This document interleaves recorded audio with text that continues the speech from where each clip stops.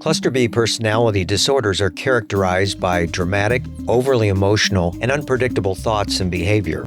From Ars Longa Media, this is Cluster B, scientifically informed, expert insights into the 4 Cluster B personality types: antisocial, borderline, narcissistic, and histrionic personality disorder. Here's today's host, Dr. Todd Grande. Hello, this is Dr. Grande. Today's question is, what is the cause and the outcome of antisocial personality disorder?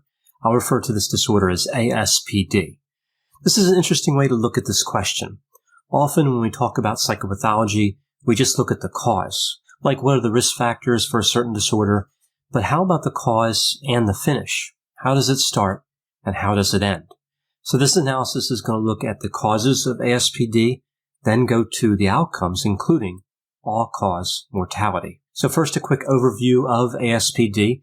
We see that it's listed in the Diagnostic and Statistical Manual as a Cluster B personality disorder, the dramatic erratic cluster.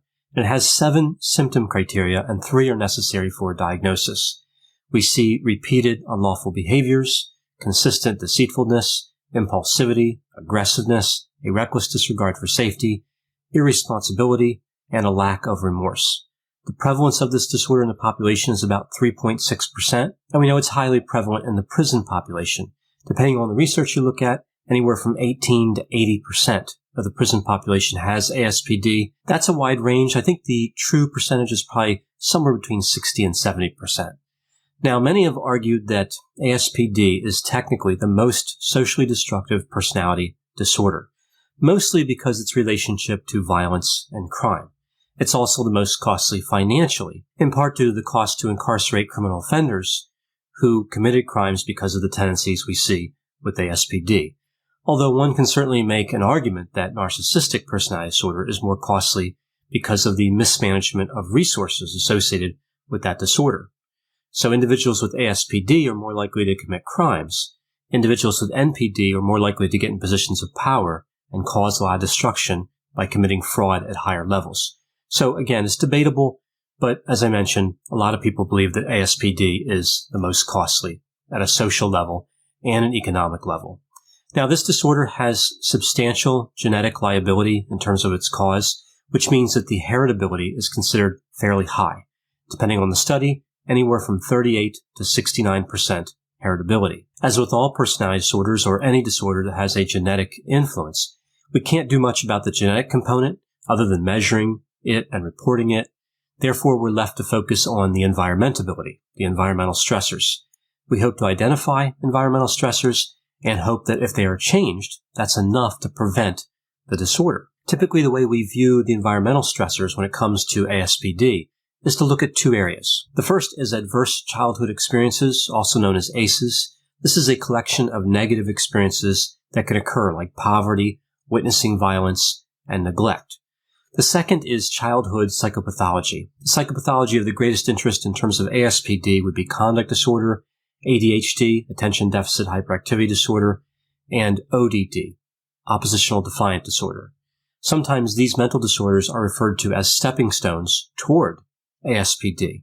Clearly, this psychopathology, these other disorders, they also have a genetic component. However, we still consider the presence of mental disorders like these as environmental as they relate to the possible causation of ASPD. So let's break down these 2 areas, and we'll start with ACEs.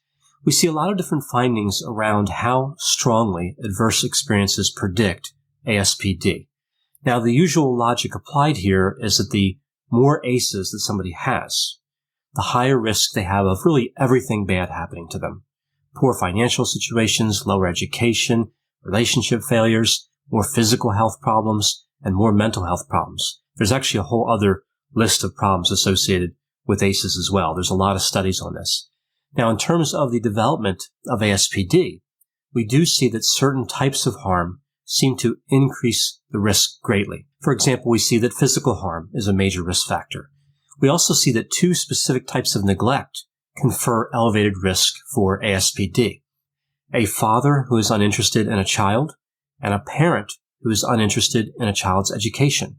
So for whatever reason, those 2 elements seem to, again, confer a special risk. It's not immediately clear why those 2 really stand out. Now we see other risk factors as well. An overprotective mother may be a risk factor, bullying, inconsistent discipline, witnessing intimate partner violence, excessive television viewing, and particularly for children younger than 18 months, we see a few different elements that can really increase the risk. A failure to greet. So, for example, if a mother doesn't greet a child who's under 18 months, silent interaction. So, if a parent is interacting with the child but not talking, so no verbal part, and maternal withdrawal. So, if a mother pulls back and she's cold and distant, those seem to increase the risk of ASPD as well. So that's a look at the ACEs. What about the psychopathology? Well, we see a few different things stand out here. If a child is chronically aggressive, that child is 27 times more likely to develop ASPD compared to a child who is not chronically aggressive. So aggression strongly predicts ASPD. We see a few studies that connect conduct disorder, ADHD, and ODD to the development of ASPD. I talked about that before. But it's worth noting that there are some studies that show that ADHD doesn't really seem to predict antisocial personality disorder. So we see some mixed findings as far as ADHD. Essentially, there's little disagreement about conduct disorder and oppositional defiant disorder increasing risk. And just because some studies show that ADHD is not a risk factor doesn't mean it's not associated with factors related to antisocial behavior. For example, ADHD is tied to high school dropout, unemployment, substance use disorders, and arrest activity. So all factors that are related to antisocial personality disorder. Sometimes ODD, CD, and ASPD are thought of as categorical representations along a continuum of antisocial behavior, each representing a different stage of development. ODD, early childhood, CD, adolescence, and ASPD, young adulthood. So that covers causes, but what about the outcomes we see associated with antisocial personality disorder? Well, we see several, some I already mentioned: imprisonment, criminal violence, divorce, dropping out of high school, unemployment, and comorbidity with other mental disorders like major depressive disorder, bipolar disorder, and of course premature death. And death is referred to in a lot of studies as mortality. So now specifically looking at the mortality element, I'm really relying mostly on one study here, and I'll put all the references that I used in the description for this video. This particular study had a 27-year follow-up period, which is pretty impressive considering how most research in this area goes. So that's a long period to be looking at. Now, ASPD is predictive of early death by all causes. We see a median survival time that's 13 years lower than an individual without ASPD. Now, the median is different than the mean. The median is the number in the middle of a data set. So, for example, if you had 5 ages in a data set, 1, 1, 5, 8, and 100, the median would be 5. That's the number in the middle when they're rank ordered, right? So it's not just randomly put together. They have to be in a rank order. Now, the average of those same numbers is 23. So we see how the median kind of controls for extreme values. So in terms of, again, median survival time, we see a difference of 13 years. The median lifespan of an individual with antisocial personality disorder is 71. And for an individual without the disorder, 84. So again, median and not average. Now, this study really wanted to get at the effect that ASPD had on mortality. So to do this, they have to control for other variables that could also lead to mortality. And they did this by using a method called propensity weighting, which is a version of trying to control for other variables. They controlled for a number of variables, including sex, race, age, socioeconomic status, education, unemployment, disability, prior major depressive disorder episodes, substance use, bipolar disorder, and hospitalization within the last year. One variable that they did not control for is smoking, and this turned out to be pretty important. As we look at the results, this will become clear. So, as I mentioned, essentially they're looking for the main effect of antisocial personality disorder, controlling for other factors that may lead to mortality. So to understand the risk of mortality with ASPD, we have to look at something called the hazard ratio. So what this means is, for a particular time period, what is the chance that somebody with ASPD will die as compared to somebody without ASPD? how many more times likely would the person with ASPD be to die than the person without it? The hazard ratio of dying with ASPD is 4.5, so 4.5 times more likely. Now that's all-cause mortality. What about specific cause mortality? Well, they looked at a lot of specific causes. I'm just going to go through some of the ones here that really stood out. So malignant neoplasms, otherwise known as cancerous tumors, the hazard ratio here, again, in theory, isolated to ASPD, was 4 times as likely. Chronic lower respiratory disease, so chronic bronchitis, emphysema, and asthma, 5.6. Now, here's where we run into a problem.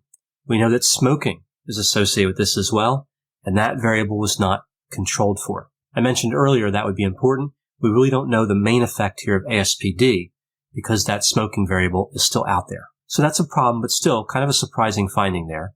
In terms of HIV, the hazard ratio was 8 times more likely. That one was quite surprising.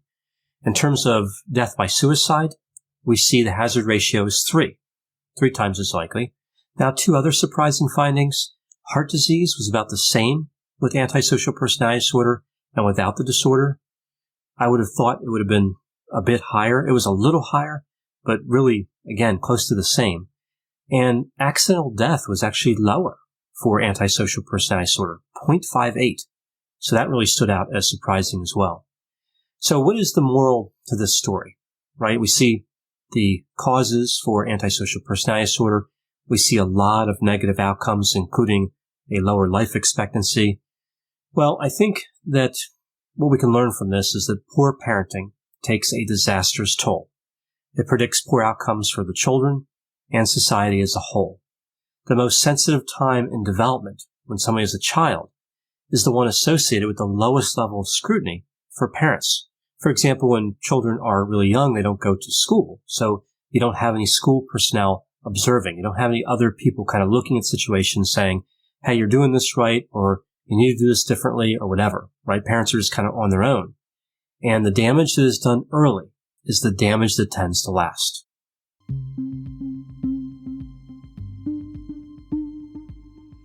For more content like this, check out Healthy Toxic, another podcast from Ars Longa Media, all about what makes or breaks relationships, including issues related to narcissism, narcissistic abuse, and how personality disorders affect relationships. Ars Longa Vita Brevis. Learn more at arslonga.media.